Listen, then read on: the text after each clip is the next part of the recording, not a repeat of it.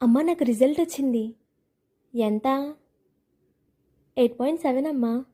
అదేంటి 8.7 రావడం ఏంటి?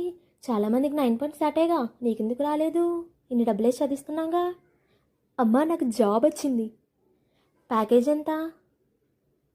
25,000 అమ్మా. అదేంటి మన ఎదురింటి అమ్మాయికి 30,000 దాటే వస్తుంది ప్యాకేజు, నీకెందుకు 25,000 వస్తుంది? ఇన్ని డబ్బులేసి చదివించాం, ఏంది ఎక్కడ పోయాయి? అమ్మా నేను క్లాస్లో 3rd వచ్చానమ్మా.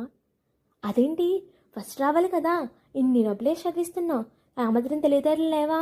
ఫస్ట్ తెచ్చుకోవాలని లేదా ఏంటి మార్కులు? ఫస్ట్ రావాలి కదా. మీ పిల్లల్ని ఎవరితో కంపేర్ చేయకండి, ఎందుకంటే అందరి పిల్లలు సూపర్ యాక్టివ్గా ఉండాలని లేదు.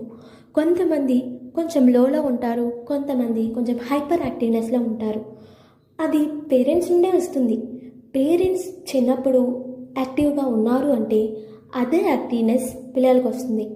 సో ఫస్ట్ మిమ్మల్ని మీరు క్వశ్చన్ చేసుకోండి, మీరు ఎలా ఉండేవాళ్ళు?